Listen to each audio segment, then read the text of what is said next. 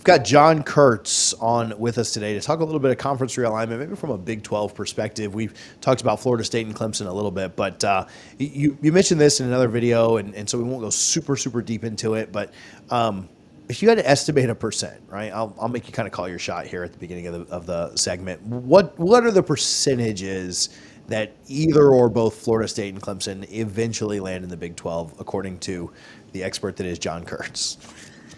Man, it's such a good question, and it takes me back to last year. It was the same question you continued to get last year, except it was about the four corners and the Big 12. Like, would you be able to get Utah, Arizona State, and Colorado to the Big 12? And I remember kind of going through the same sort of thing where it was like, at first I was like, man, I mean, I love Yormark, I love what he's doing, but this feels like kind of a low percentage, maybe 20-30%. And then it started moving on, and I was like, dude, it really does not sound good for this TV deal. And the more that we saw like John Orand and Andrew Marchand reporting, who are just neutral reporters, sports media guys, about where the TV negotiations were going for the Pac-12, I started thinking, like, I guess I got to move this up and up. And it seemed like, objects in rearview mirror are closer than they appear. It just seemed to get closer and closer as you looked out the rearview mirror. And finally, I was like, all right, I mean, it feels like this is the more likely scenario and what's going to happen. I'm not predicting that will be exactly how this works out with Florida State and Clemson, but there have been shades of that so far, where a month ago I would have said virtually no chance. Like, how does that really make any sense for anybody? Of course, the Big Ten of the SEC is going to be interested if and when this really does happen. But then things started to creep up. Ross Dellinger actually wrote a line in a story about, hey, Florida State, can Brett Yormark actually coerce both Florida State and Clemson to come to the Big 12? Can he pile up enough money to do that? Then he came on with me and said, I think that they have at least talked to the Big 12. And I thought, okay, well, there's another one. And then Brett McMurphy, in his story, mentioned not only that the Big 10 and the SEC aren't interested right now, but also he writes a line about that. Maybe the Big 12 is a possibility. Josh Pate came out and said, hey, I didn't really say it at the time, but you guys, this is what I've been thinking for a while, that Clemson and Florida State could very well wind up in the Big 12. And I'm like, all right, I'm hearing enough people that I really trust, that are the most connected newsbreakers and just most connected people in general in college football, saying this, that, like, I've got to acknowledge that this is a possibility.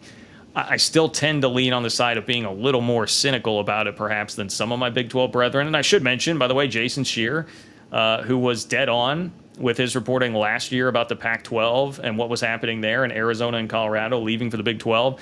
He took a lot of flack, and he had it correct basically the entire way. And he has come out and said the feeling in the Big 12 is that they will eventually get Florida State and Clemson. So he did earn some credibility, I think, with that report based on what he did last year. Long way to say I would probably still come down like maybe like a 30% chance, 25-30% chance, 1 in 4. Something like that is where I would feel comfortable saying right now on FSU and Clemson to the Big 12. But that is, again, up so far from, like, I don't know, 0.5% maybe a month ago. So it's come up quite a ways. If they're not able to get Florida State and Clemson, which it sounds like your percentage is way up, but still, more doubtful than confident. When we cross that 50% threshold for you, Florida State fans and Clemson fans will just, alarm bells will be going off. But so come break that news here when you get to 51%. But if they're not able to get Florida State and Clemson, and again, I'm kind of with you. I think it's less likely than more likely that they're able to really pull them. Who do you think there's the let me back up. There's the narrative that maybe they're doing this as like the marketing thing. Maybe they're doing this to maybe lure other teams and get other teams into the conference that, if Florida State and Clemson are going, maybe that conference isn't so bad. Who do you think their top targets are if Florida State and Clemson are really not realistic? Yeah, I would think Miami has to be the top target outside of that, because, look, we know North Carolina will be Big Ten or SEC. I mean, they're probably the most coveted piece on the board left outside of Notre Dame. There's talk of Virginia maybe being one of those two. I don't know frankly, I don't know how much interest the Big 12 would really have in Virginia. At least I'm not sure that I have a ton of interest in it. And then you start going below that. I mean, look, I think like NC State, Virginia Tech, Louisville make a ton of sense. Schools in that tier. Pitt, perhaps, to get the backyard brawl in the conference. With West Virginia, that would certainly make some sense. Louisville's been very close to being in the Big 12 once before when the Big 12 added TCU and West Virginia. Came very close to actually having Louisville in the conference back then. So all those make a lot of sense. Miami's another one of those that like I didn't really view as very realistic until recently, as all this has come more into focus. That's such a tough read because we're now questioning, all right, how interested are the Big Ten and the SEC actually interested in Florida State and Clemson? So then, what does that mean for Miami? Like, I get that it's in Florida. Maybe if Florida State and Clemson are SEC bound, that makes the Big Ten more inclined to say, well, we better go get Miami because even though it's kind of the remnants of an elite brand, it still does have some brand value there in the state of Florida. Let's go grab them. They're always going to have talent. Like if we give them the money to be at the head table, like they should still find a way to be relevant most of the time. But I don't know. You just haven't heard much talk about that. Miami has not seemed to be much a player in trying to like get out of the ACC. I have not been, you may be able to speak to this more than I have, but I just have not heard a whole lot about what the vibe is in Coral Gables with what they want to do. So I trust Brett Yormark that he's going to give the Big 12 as good a shot as anybody to actually pull them in. But I would have them at the top of the list. If you're not getting Florida State and Clemson, that is definitely a brand that I still would have felt like was probably a tier above where the Big 12 would actually be able to shop when you're talking about realignment. And then, depending on whether or not you can get them, then you start working your way down to, all right, what happens with like NC State, Louisville, Virginia Tech? I think that's probably like the next three there that I would look at. Yeah. I think the vibe at Miami is, one, they need to start winning again. Like if they not that it's all tied to winning. The SEC took Missouri, right? The SEC, which Missouri was in the conference championship the next 2 years after joining the conference. So, which made for some fun Twitter narratives back before, back when I was a little more reckless on that app. But, Miami needs to win, right? And if they underachieve, it's been 2 decades. If they underachieve this year with the expectations down there, then I'm not saying that one of the big two conferences wouldn't take them, but man, it just feels like, man, are they ever going to be back if they can't win this year? Kind of going all in with Mario Cristobal there and the investment level being up, and so I think it's hard for Miami to be Miami's appetite is not one to be an agitator. It's not one to be a disruptor, like we mentioned in another one. Yeah. It's very much like let's get our own house in order. Let's see what happens with Florida State and Clemson. Let's let them fight the battles for us, and which I guess they've, Florida State and me is going to say, which they've pretty much been doing for the last 15 years that they've been in the conference.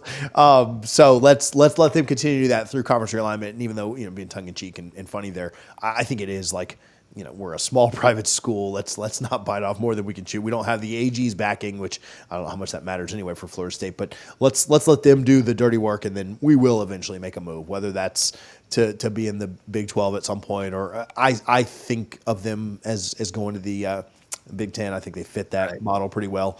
But I think they're comfortable letting Florida State and Clemson kind of take the lead on this, which again, that's maybe what they've been doing for the last however many years anyway. So you mentioned talking about, getting enough money to get teams over there. Let's talk a little private equity, which is a crazy piece that everybody likes to kind of throw around, conference commissioners of other places. I mean, even Jim Phillips was asked about it from the stage and basically said, well, nothing's free, right? And so private equity is something that I think is fun for fans to kind of throw around and mention of, oh, this, that, the other, like we'll just private equity it, and that's a lot easier to say when it's me or you, right? And we're not the ones signing the checks or guaranteeing the loans, but thoughts on that angle and really, what that means, what that would take.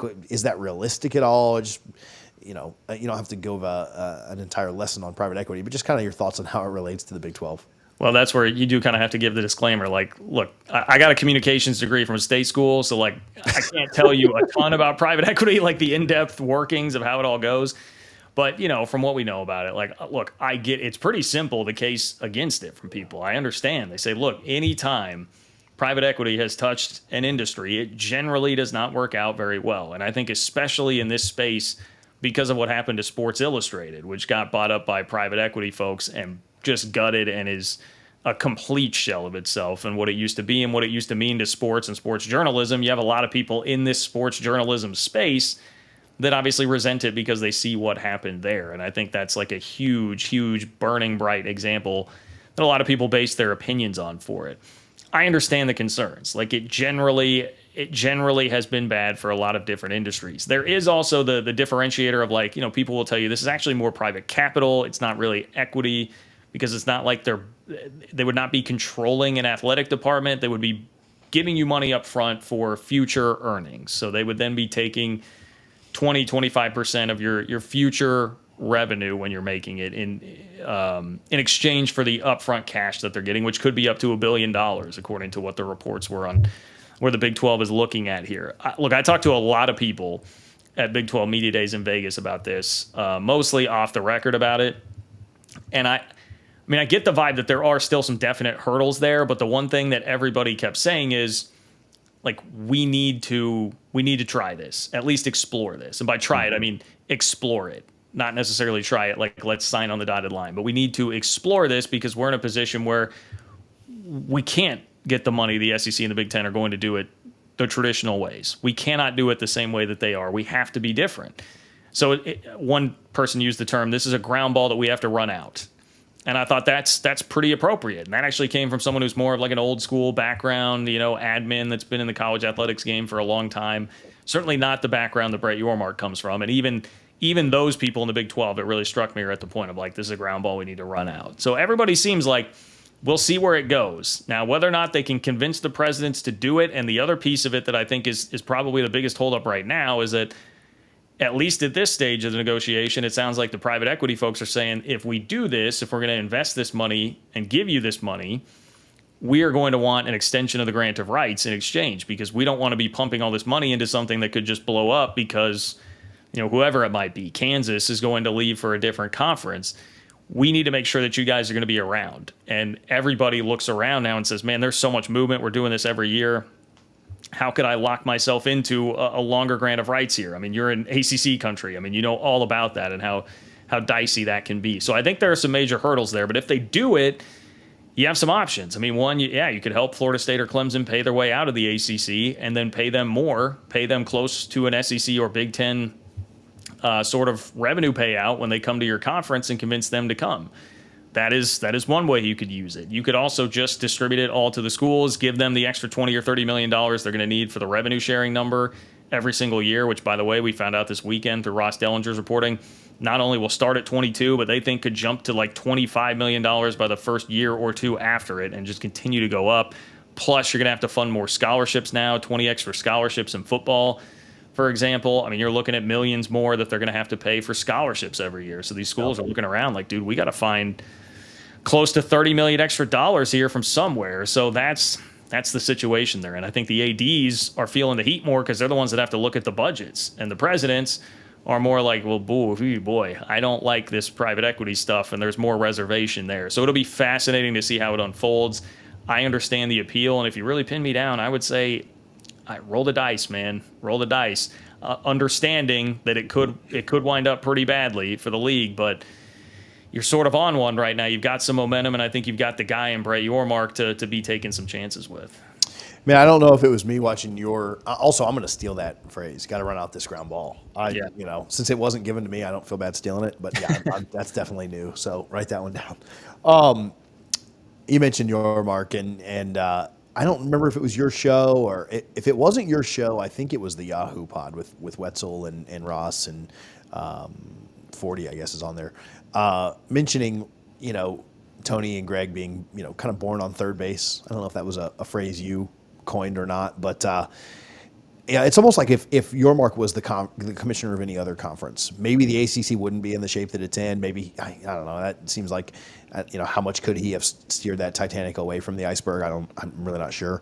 But if he was anywhere else, like, not that Sankey and Petiti don't do a good job, but if one of them had to deal with Yormark and the other one, it feels like that conference would immediately just be, I don't know, head and shoulders. Like, at the end of the day, it's Jimmy's and Joe's, right? It's the football product that you put out.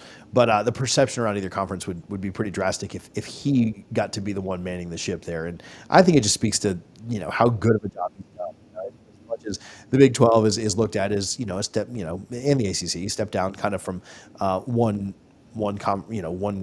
level below the Big Ten or the SEC. There's certainly a difference in the leadership that is projected out of the ACC versus the Big 12, and I think Yormark is probably, the only one that gets the credit there. Well, yeah, I mean, that's, the Big 12 ACC, Twitter beefs have really heated up here lately, and that's it's one of the things I keep kind of saying. I'm like, you guys, I mean, one, not only does it sound so much like the Pac-12 last year, but also like, let's look at the commissioners here. And I mean, I know who I'm putting my money on. If you're talking about Jim Phillips v. Brett Yormark, and I know I get labeled kind of a Jim Phillips hater. A lot of it is just my frustration with him holding up the college football playoff expansion process and potentially costing, his schools and Big 12 schools millions of dollars in that, because Sankey is no longer as generous as he was once feeling. But like, Phillips is just kind of, to me, a little bit more of a stick in the mud, traditional college athletics background, and Yormark is everything that it takes to like succeed in this environment, which is completely different than anything anybody in college athletics had ever seen before. I mean, you couldn't get much more of a drastic change from Bob Bowlesby and what his career was versus Brett Yormark and what his career was and the way that he is pushing things. And yeah, to go from being left for dead in July 2021 to now being here as what I would say the odds-on favorite to be left standing as the third conference there, and the ACC and the Pac-12 and all the history with those leagues laying in your wake. I mean, that is unreal for a conference that, I mean, this problem for the Big 12 goes back way beyond just this current cycle. I mean, 1996 when the league was started, there were a lot of problems back then, Texas and Nebraska. I mean, Texas really rubbed Nebraska the wrong way, and there had been underlying issues since that point. You run through Dan Beebe, who was just known as this like pushover commissioner that was always so reactive and never proactive, and the league got that reputation. They went through the 2015 thing where they vetted expansion candidates and didn't do anything, and David Boren, the president of Oklahoma, was taking shots at the league. I mean, there's just been problems all over the place, perception-wise, on the field, everything. And Brett Yormark has done more than I imagined anybody could to turn that around. There's a part of me that thinks, like, yeah, if you gave him the reins of the SEC or the Big Ten, like, woo boy, man, like, where would they be? But there's another part of me that thinks, like, Yormark really kind of is perfectly cut out to be the guy that's in a bit of an underdog role, because a lot of what he wants to do is be a disruptor.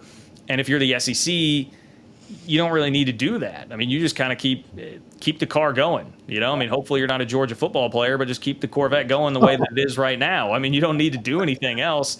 And if you're Brett Yormark, you get to pull all these different levers and try all these different ideas and see what works and what doesn't. I go back to Tim Weiser, who's the deputy AD of the Big 12, was telling me about, when Brett Yormark interviewed for the job, they had told every candidate, come with one idea. We need you to come with one big idea because we need something big to help the conference. And Brett Yormark came in and literally said, I'm sorry, I couldn't get you one idea. Like, I have 10. I couldn't just do one. I've got 10. And like, that's who he is. And I don't know that works quite as well if you're on top. I think when you are in this position, it works very well. And he said at Big 12 Media Days, I won't stop until we're the number one conference. Maybe that's truly what it would be. Get the Big 12 to be in number one, and then he would stop. Not that I think that's a realistic possibility. But it's fascinating to think about, what he would be like leading one of the other conferences. Yeah, and his, what he's done has been remarkable when you consider, where things have gone in other places. And I've gotten into it with, maybe just one, talking about the ACC versus the Big 12 and stuff. But, and people can have that debate. I think the ACC is top, I think simply put, the ACC is more top heavy and the Big 12's, got more depth. But, what looks like is going to happen, whether the Big 12 gets Florida State and Clemson or not, is that Florida State and Clemson will not be in the ACC for too much longer. And at that point, no matter where Florida State and Clemson go, the Big 12, I think, then jumps ahead of the ACC and in maybe everything but baseball.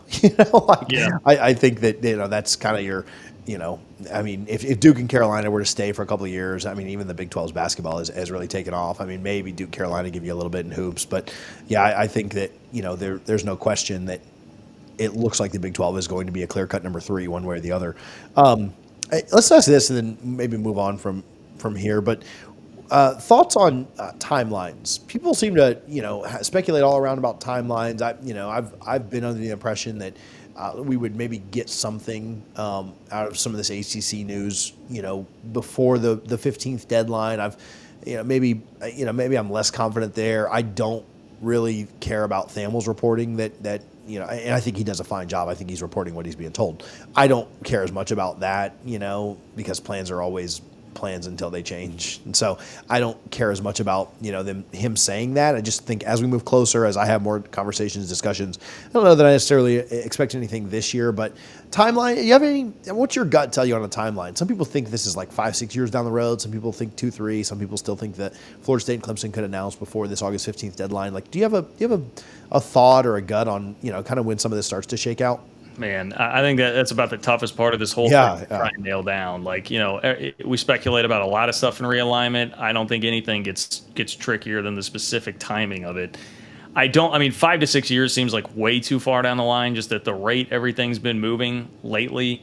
But the legal stuff, it seems like if I'm looking at it as somebody with zero legal knowledge, again, state school comms degree, I'm like, it just feels like all this with appeals and the way things are going, like the legal process would seem like we're a long ways off, especially if the ACC is not going to be motivated to settle because they want to drag it out, make it as painful as possible for Florida State and Clemson, and just keep their league as intact as they possibly can. I guess stall and buy time as much as they possibly can. It feels like the ACC is in like four corners mode right now in basketball. If you've ever seen a high school basketball game where someone goes four corners and holds it for the entire quarter, that's really what it feels like the ACC is trying to do right now. So that does seem to me like that could extend the timeline, but there has been so much chatter, man. July 26th was a date that I was hearing about for a long, long time, and then nothing came of that. Obviously, we know about August 15th, and yes, we have seen the reports now that have come out like, hey, nothing's really expected to happen by August 15th. I guess we shall see. I would just say I'd be shocked if we don't know something by like this time. We'll say August 15th of next year. If we don't have any kind of conclusion to what's going on with Florida State and Clemson, we're still just in the same place, wrapped up with lawsuits, and nobody's moved anywhere, I'd be pretty stunned if we made it past August 15th, 2025 without anything there on that front. But again, I say that knowing that this is the easiest way, I think, to kind of make yourself a fool in the realignment game is if you get out and really try to be specific on pinning down timing of things, because there are just way too many variables for anybody to be too sure about this. Yeah, agree 100%. A specific date is so tough. Just because, something has to happen, right? And it doesn't seem like anything will be settled legally. A settlement, I think, could legitimately happen at any point. But I think it'll be announced once it happens. I don't think it's like, oh, we're going to settle and then tell everybody about it 3 months later. I think it'll just, the settlement needs to be reached. Well, it's not reached yet. Could you have some discussions? Could you have some conversations that are close? Absolutely. I don't know that for fact, but in theory, you could certainly have that. But yeah, like something needs to happen. I'll tell you another big one. We talk about the August 15th deadline, the February of 2025 deadline for the ESPN to renew or opt into the ACC agreement. Phillips projected confidence there, which doesn't surprise me at all. I certainly wouldn't expect him to come out and say like, oh no, man, we're screwed. But I think that's a big one to maybe watch out for. I think that if that had been renewed or had been opted into, like if I'm Jim Phillips, I would certainly make that announcement fairly soon, like, oh yeah, we're good to go. Like ESPN did renew or did opt in to the agreement, and we're good to go till 2036. And so the fact that it hasn't, the lack of evidence doesn't mean that something is completely false, but it would be a weird move of him not to make that announcement if it had already happened to solidify a little bit of stability. So that's a big date, right? I don't know that we'll know something for sure by then, but I actually expect, if nothing happens by August 15th, I'll say this: if nothing happens by football season, I would say we'll probably get a lull during football season because the focus will be by everyone, Florida State included, to get through the season, right, and not have a major distraction of some massive announcement happening then.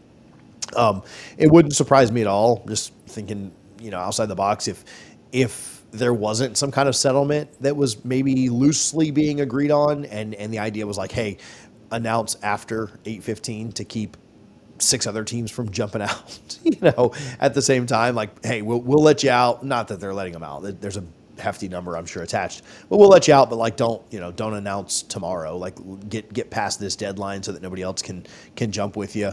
Go out quietly, kind of thing. But yeah, I think if nothing happens before football season, I think things will ramp back up in like December, January, February, because football's done, and you've got that date from ESPN that you need to get through to see if they're going to opt in or opt out of that. So, man, it is fascinating, and it never slows down. Where can people follow you? Where can they find more of your content on realignment and more in college football? Yeah, appreciate that. So if you find, you can find me on YouTube. It's just my name, John Kurtz, JohnKurtz, for the channel there. Live shows on Wednesdays and Sundays, so make sure you tune in for those. And then if you're a Big 12 fan and you want my Big 12 newsletter, you can sign up at ofbnews.com. So it's called Open for Business, ofbnews.com. And you can get Big 12 news and analysis straight to your inbox multiple times a week. And then follow me on Twitter, JL Kurtz, JLKURTZ. Awesome. Thanks, buddy. Anytime.